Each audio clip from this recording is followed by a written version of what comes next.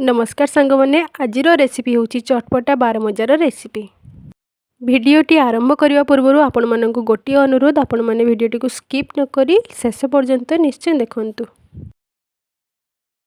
बारमजा recipe आम नहीं जाइछु कटा जाइथिबा काकुड़ी, कटा जाइथिबा गाजर, कटा जाइथिबा टमाटो, कटा जाइथिबा पियाज। आपन को जदि राग खाइबा भल लगे ताले आपण सेतरे कटा जाइथिबा कंचा लंका मध्ये नै परिबे। तापर आम से ऐड कर देइथिलु किछि भजा बादाम आउ किछि धनिया पत्र आउ किछि मिक्सचर। तापर आम से ऐड करथिले लंका गुंड, बीट लूण, साधा लूण,